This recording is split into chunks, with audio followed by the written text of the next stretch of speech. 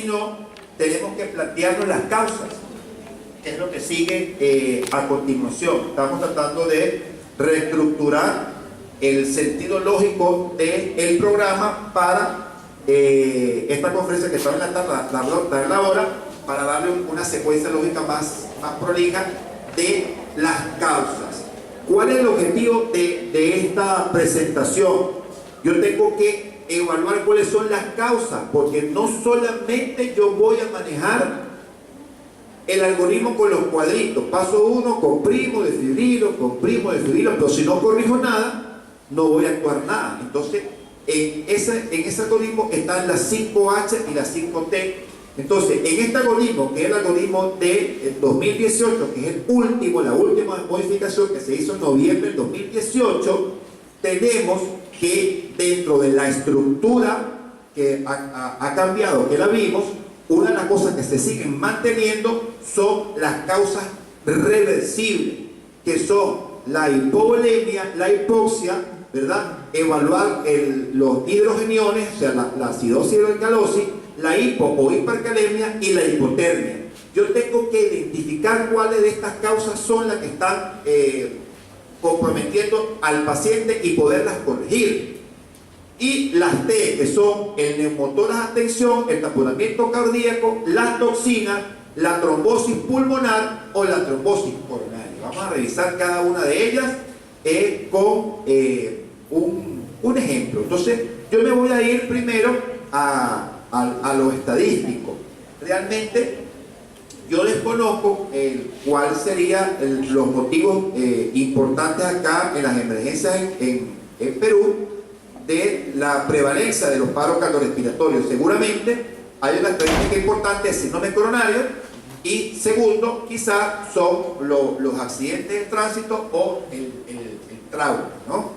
Si no, ustedes me complementan y me van corrigiendo. Entonces vamos con las H.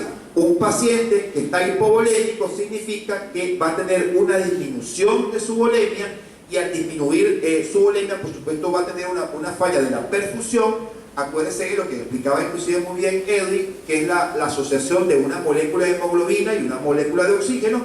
Si yo tengo una pérdida sanguínea importante, tengo menos oportunidades de captar oxígeno y ese paciente per se va a tener una alta incidencia que me caiga en paro cardiorrespiratorio, y si es por hipovolemia la tengo que corregir. Ahora, no solamente veamos la hipovolemia como sangramiento, que es la primera parte que vamos a ver ahora. Ahora, este paciente, ¿dónde está sangrando? ¿Estará sangrando? Esto es un paciente que viene de un traumatismo. Si viene de un traumatismo, el sentido común me dice que yo puedo pensar que ese paciente está sangrando. O sea que el bombero que me lo trae, yo tengo que preguntarle muchas cosas. Le tengo que preguntar dónde estuvo el problema, cuál fue la colisión de vehículos, o fue una caída de altura, o simplemente estuvo una herida por arma de fuego, y tengo que buscar los focos de sangramiento. Ese paciente puede estar sangrando internamente, ¿dónde? Exacto, y no hay más ninguna otra parte en cavidades para poder yo evaluar un sangramiento. Ese paciente está sangrando en el tórax, y ¿cómo yo me doy cuenta que está sangrando en el tórax? Porque cuando yo me pretendo ventilarlo, yo estoy viendo que el tórax no se eleva, o hay una herida evidente en el tórax, o simplemente el tórax está asimétrico. Cada vez que yo ventilo, yo voy a ver que un hemitórax se levanta y otro no, y ahí puede haber o aire o puede haber sangre. Hablando de hipovolemia, en esta parte estaríamos hablando de los compromisos de la hipovolemia, o sea, del sangramiento, perdón, que me causa hipovolemia, y ese paciente puede estar sangrando en el tórax, o sea, puede tener un hemotórax. Ahora, yo puedo estar sangrando también internamente, ¿dónde? En el abdomen, o puedo estar sangrando en la cavidad retroperitoneal, pero sangramiento al fin. O sea que ese paciente, ¿cómo va a lucir? Va a lucir pálido, frío, sudoroso, y si ese paciente tiene pulso y respira y está sangrando, ese paciente tiene un riesgo importante de que caiga en paro cardiorrespiratorio. Ahora, otra de las cosas que yo las comento, las digo, es que, y esto siempre se lo digo a nuestros estudiantes de medicina prehospitalaria, que usted tiene que evaluar dónde está sangrando, y cuando usted ve la escena está sangrando el suelo. La gente como que no, a veces no me entiende. ¿Cómo que el suelo sangra? No, sí, sí sangra, porque tengo que evaluar cuánta cantidad de líquido, de sangre hay allí en el suelo. Y es muy interesante podérselo plantear, porque si usted tiene un paciente que tiene una amputación traumática importante, que no sangra, cuando usted llega al hospital, ajá, ¿y dónde está la sangre? ¿Estaba sacando la ambulancia? Hay un charco de sangre importante en la ambulancia o en el sitio estaba sangrando. Eso se lo tengo que preguntar yo como enfermero al paciente. O sea que si ese suelo va a sangrar, literalmente ahí está la pérdida de la volemia. Entonces, yo tengo que tratar en lo posible de hacer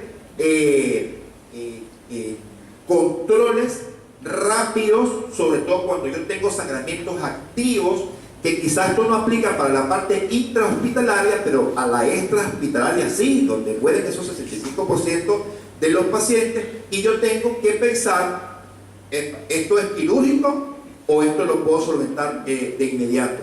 Entonces, si ese paciente está en paro y la solución es quirúrgica, yo tengo que sacar a ese paciente del paro para poderlo corregir. Entonces, aquí es donde aumenta de una manera importante la mortalidad de estos pacientes con trauma y paro, porque esa dupla en que yo necesito una solución quirúrgica y el paciente está en reanimación cardiopulmonar es algo que tiene una mortalidad bastante alta. Poder evaluar dónde está la solución es importante para parar el sangramiento e identificar la zona del sangrado. ¿Cuáles son las zonas que yo puedo comprimir? O sea, que yo puedo colocar un torniquete a la hora de que ese paciente esté sangrando copiosamente. Llega ese paciente con un accidente de tránsito muy cerca del hospital, el paciente está sangrando y solamente con hemostasia, colocar apósito en los miembros, quizás yo no voy a poder tener un sangramiento importante. Yo me pudiera plantear colocar un torniquete, y que es la última revisión del Colegio Americano de Cirujanos, que es colocar un torniquete táctico en estas zonas que, ¿verdad?, pueden colocarse sobre todo en los miembros, que pueden ser en torniquetes especiales o torniquetes tácticos. Pero si yo tengo una herida, por ejemplo, en el cuello o en la ingle, no le voy a colocar un torniquete en el cuello. Entonces me tengo que plantear otro dispositivo. Hay un trabajo muy interesante, pasa que esto no es un curso de trauma, nosotros nos estamos planteando hacer un tour con la gente de CICAP Salud, de hacer un curso de trauma para enfermería, que quizás vamos a poder viajar 3 o 4 veces al año para poderlo hacer, más o menos con este mismo estilo de conferencias, taller, donde hay una técnica que es el Foley hemostático. O sea, el cateterismo vesical con la sonda Foley, que se llama igual, ¿cierto? Entonces, si yo tengo un sangramiento en la cual yo no puedo solventarlo manualmente, ni tampoco puedo pescar dónde está la arteria al utilizar una pinza hemostática, porque yo quizás lo puedo clampear en la arteria que está sangrando, pero voy a dañar las buenas. ¿Sí se entiende? Entonces, si yo coloco esa sonda de Foley en el cuello y con la técnica de colocar con una jeringa solución fisiológica y inflo el balón, va a ser una hemostasia regional. ¿Sí me están captando la idea? Entonces, al hacer una hemostasia, yo estoy parando el sangramiento, pero eso es una solución temporal, no definitiva. Paro el sangramiento y lo sacamos. Recuerdo, nosotros nos llegó allá al hospital un paciente que estaban peleando cerca del hospital con botellas, con picos de botella, y uno de ellos se zafa la botella con la mano y exactamente le dio en la línea media, exactamente donde está la yugular externa, y se llevó la yugular externa, y el señor llegó, ¿verdad?, con otras personas sangrando copiosamente. Detengan usted el sangramiento entonces allí, deténgamelo. ¿Cómo lo va a detener? Entonces, si usted solamente le coloca la mano, no lo va a poder hacer. Este paciente va a entrar en paro. De hecho, entró en paro, y cuando entra en paro, la única manera de detener el sangramiento fueron con 3 sondas de Foley, 1, 2, 3, separó sangramiento líquido, compresión, y este señor salió. Porque si usted no resuelve ese problema, este paciente va a seguir sangrando y no voy a poder corregir absolutamente solamente nada. Ahora, no solamente por hipovolemia es que sangran, por sangramiento en accidente de tránsito es que los pacientes hacen hipovolemia. Yo puedo tener un trastorno del sistema gastrointestinal, como vómitos, diarrea, sangramiento del tubo digestivo, yo puedo tener una melena, yo puedo tener un sangramiento, una pérdida que realmente no lo voy a poder identificar rápidamente, yo puedo tener pérdidas renales, tegumentario, un paciente que está en un golpe de calor o una deshidratación por calor, puedo tener quemaduras, yo puedo tener una pérdida por tercer espacio, y que realmente va a ser un reto para el médico poder identificar cuáles son las causas, sobre todo en relación con hipovolemia, cuando no son tan visibles como las que vimos. Entonces, esas maniobras para corregir la hipovolemia tienen que realizarse de las maniobras de reanimación cardiopulmonar, hacer un reto de líquidos, ¿verdad? Con dos frascos de soluciones entre 500 y 1000 cc de solución cristaloide para yo poder evaluar y yo poder dar ese primer reto de líquidos para poder compensar lo que yo estoy pensando que es o evidente tratando de corregir el sangramiento o no evidente que me lo tengo que plantear. Si yo tengo un paciente que tiene un traumatismo de tórax, un paciente que tiene una simetría torácica, y yo estoy viendo que ese paciente, vamos a ambientar una situación para poderlos ver, ese paciente tiene una simetría del tórax, por ejemplo, me llega este paciente a la emergencia y ese paciente tiene,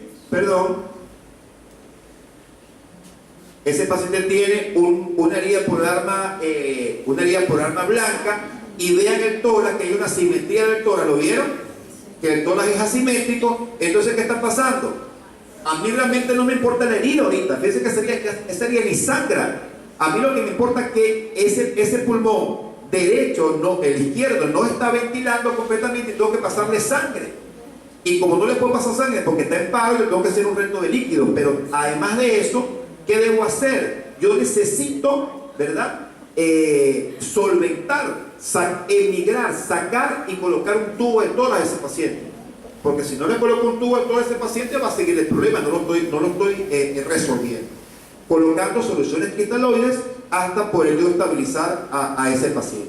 Por el contrario, ese paciente está hipóxico, estamos hablando, de hecho Edwin habló muy bien en relación con la parte del manejo de la vía aérea. Si yo tengo un paciente que tiene una fracción inspirada de oxígeno limitada por un evento previo, como un incendio, como un paciente que está atrapado en una estructura que colapsa, es un paciente que va a estar hipóxico. Pero no solamente la hipoxia viene por ahí, yo puedo tener también una hipoxia por hipoventilación, por depresión respiratoria en cualquiera de sus modalidades.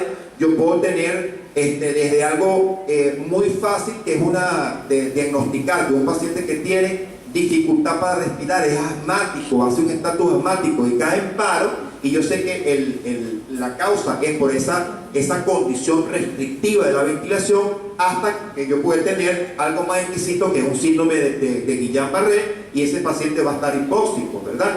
Puedo tener cualquier alteración de los trastornos de la difusión. Yo puedo tener un paciente que puede tener una neumonía, una bronconeumonía, un paciente que tiene atelestasia, un paciente que tiene un compromiso respiratorio, porque la relación entre el intercambio gaseoso de la ventilación y la oxigenación está alterada, está comprometida en cualquier patología desde el punto de vista respiratorio. O sea que si mi problema es hipoxia, resuélvalo, identifíquelo, garantice al paciente una vía aérea definitiva con altos porcentajes de oxígeno. Y esos altos porcentajes de oxígeno tienen que ser vistos y realizados por el personal de primera respuesta. Ese personal que va a ventilar, la enfermera que va a ventilar a ese paciente, debe garantizar que ese ambú tenga oxígeno con alto flujo de 12 a 15 litros para poder garantizar y estabilizar todas estas H's. El oxímetro de pulso aquí realmente me va a servir si el paciente no tiene pulso. La información va a ser muy limitada, o sea que yo no voy a utilizar, no me voy a fiar con el oxímetro de pulso, porque no tengo pulso. Ahora, lo que sí va a ser exquisito poder yo manejar, y que lo hablamos creo que ayer, es la capnografía. Si yo tengo un paciente, ¿verdad?, que está en parada cardiorrespiratoria y yo me estoy planteando que es hipoxia, si esa capnografía en paro, por supuesto, va a estar muy pequeña, va a estar aproximadamente sin compresiones de 5, inclusive menos 10 milímetros de mercurio. Pero si yo estoy comprimiendo al paciente y hay perfusión y hay intercambio gaseoso, con las compresiones y las ventilaciones que estoy tratando de imitar, no son efectivas, haciéndolo inclusive bien, yo pudiera tener una capnografía, pudiéndola evaluar, que debería estar por encima de 10 milímetros de mercurio. No va a tener 35 ni 40, como nosotros ahorita que tenemos pulso respira. Pero si ese paciente tiene más de 10 con las compresiones, significa que ese paciente yo lo estoy corrigiendo. Y una vez que salga el paciente del paro, evaluar la capnografía y tomar unos gases arteriales es importante. Ahora, ventilar al paciente con alto flujo también es importante, lo hablamos, evitando la hiperventilación. O sea, que ese paciente yo tengo que considerar como después de la segunda descarga, considerar una vía aérea avanzada. Porque si solamente con el soporte básico y la ventilación no voy a tener, si el caso me plantea que fue una hipoxia, por ejemplo, que fue un paciente que tiene un semiahogamiento, donde ese paciente yo sé que tiene una asfixia mecánica por agua, y lo tengo documentado y está en paro, y el paciente hace una fibrilación ventricular, lo descargo, le tomo las vías y después de la segunda descarga tengo que intubar a ese paciente, porque si no, no lo voy a sacar, no lo voy a poder corregir.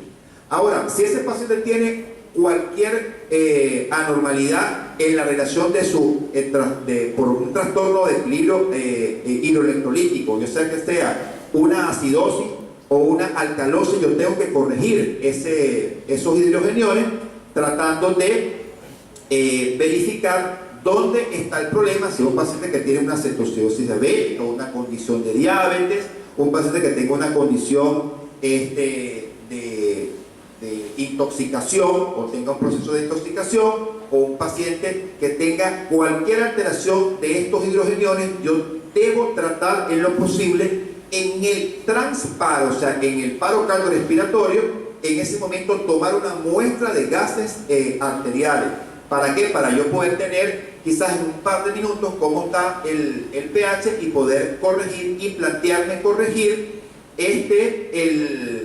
tratar de corregir los niveles y tratarlo sobre todo de mantener en los niveles normales cuando yo tengo una alteración en esta condición de las H de las T. Yo puedo tener inclusive un paciente que tenga una intoxicación por antidepresivo tricíclico y que tenga una sobredosis. Yo tengo que identificar que eso es lo que está causando el problema del paciente, y ahí entonces yo me iría a poderlo resolver.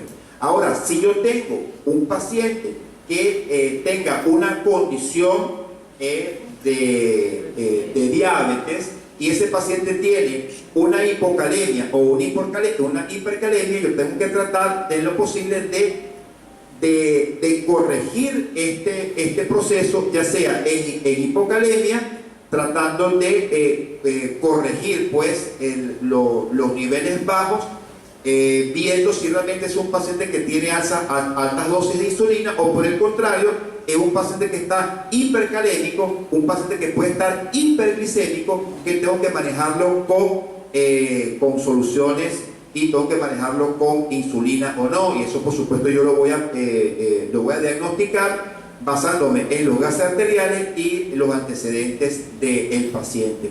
Simplemente yo al observar un paciente que, por ejemplo, tenga una actividad eléctrica sin pulso y tenga pepicudas, en esas pepicudas yo estoy hablando que también tiene un comprometido, por supuesto, el potasio, y al tenerlo comprometido debo tratar de corregírselo lo más rápido posible.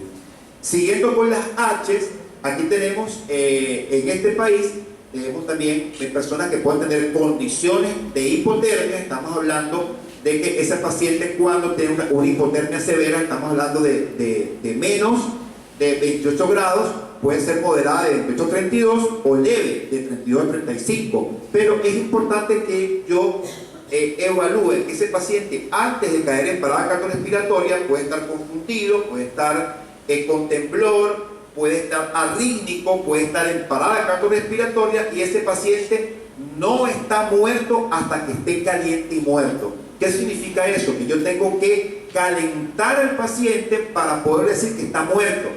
Porque si no lo ves así y han pasado 10 minutos y yo no he podido calentar al paciente, yo tengo que seguir comprimiendo y ventilando hasta que yo trate lo posible de garantizarle una temperatura basal lo más rápido posible. Ahora vamos con las T. Si este paciente tiene un neumotórax a tensión, ¿qué significa? Que el paciente tiene una gran asimetría del tórax, como lo ven aquí, ya sea por un traumatismo, ya sea por una herida por arma de fuego, que generalmente pudiésemos pensar que está asociado a un hemoneumotórax.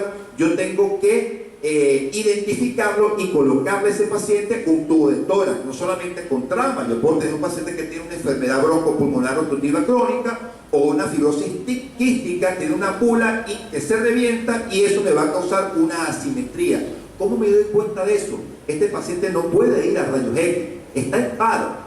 ¿Qué tengo que hacer? Yo tengo que sospechar, sobre todo cuando yo ventilo al paciente, yo voy a ver una asimetría del tórax. O sea que ese paciente, el diagnóstico y sobre todo las entidades clínicas, lo voy a sospechar simplemente con un antecedente del paciente, un paciente que puede ser ebótico, un paciente que puede ser fumador.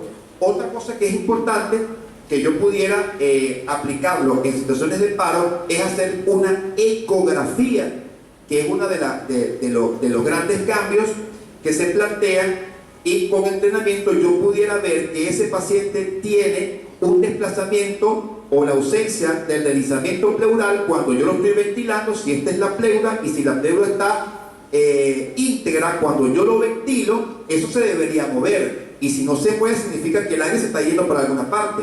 O sea que yo puedo, así como estamos haciendo ecografía para tomar las vías venosas, aquí por supuesto también es una de las cosas que puedo utilizarla a la hora de poder diagnosticar una hemotórax de tensión, sobre todo cuando no es evidente. El tratamiento definitivo, ¿cuál es? Colocar un tubo de tórax. O sea que el personal de enfermería en ese momento, diagnosticando que el problema es que tiene un neumotórax o un hemotórax, parte de ese equipo va a tener que circular y tener listo el tubo de tórax, tener listo el bisturí, tener listo ese kit y tener listo la trampa de aire para poder evacuar ese neumotórax. Ahora, si el problema es la otra T, que es un taponamiento cardíaco, yo puedo tener un paciente que tiene cualquiera de estas entidades, y las más comunes son quizás las traumáticas, pero es algo que es realmente difícil de diagnosticar, sobre todo cuando el paciente llega del hospitalario en paro por un taponamiento cardíaco. Si es traumático, quizás yo puedo ver que el tórax está comprometido, pero si ese paciente antes de una condición patológica, por ejemplo, un paciente que tenga una insuficiencia renal, y yo estoy pensando que ese taponamiento cardíaco es por uremia, ese paciente quizás yo voy a poder observarlo con una tríada, que es la tríada de Beck, que es la incugitación yugular, hipotensión, y cuando yo ausculto el paciente, previamente, por supuesto, el paciente va a tener el pulso, los ruidos están hipofonéticos. De igual manera, el electrocardiograma, yo voy a ver los QRS, lo vamos a ver después del almuerzo, van a ser hipovoltados, van a ser pequeñitos. Ese paciente está taponado hasta que se demuestre lo contrario. Entonces, ¿qué yo voy a hacer? Yo voy a evacuar y hacer una punción cardíaca. Esto tiene alto porcentaje de mortalidad, sobre todo para hacer un diagnóstico en el momento del paro. Debe tener el médico mucha habilidad para poderlo hacer, y tiene una mortalidad que supera el 96% de los casos. Si este paciente está intoxicado, o sea, un paciente que tiene una intoxicación, ya sea por algún iatrogénica, o sea, autólisis. Yo tengo que tratar de identificar el tóxico que está ingerido y poder darle el medicamento adecuado. Por ejemplo, aquí tengo varios ejemplos. Si yo tengo cualquier antagonista de calcio, estos son los antídotos. Si un paciente que está intoxicado por digoxina, yo tengo que darle digitálico. Si un paciente que está intoxicado por opiácido, porque un paciente que consume droga, que tengo que colocar naloxona, o por el contrario, ese paciente tiene una intoxicación por monóxido de carbono, que por cierto me da una falsa lectura de la saturación de oxígeno. Ese paciente yo lo tengo que colocarle oxígeno y poderlo entubar. O sea, identifico el tóxico y le coloco el antídoto. De hecho, en la reanimación cardiopulmonar básica, en los cambios del 2018, en relación con los tóxicos, si yo sospecho que ese paciente tiene una intoxicación por opiácido, yo puedo colocar inclusive el familiar por vía nasal naloxona, que son naloxona intranasal, que es 0.4 miligramos, ¿verdad? O 2 miligramos de naloxona cuando llegue al hospital ese paciente, mientras le estoy colocando, estoy aplicando las maniobras de reanimación cardiopulmonar.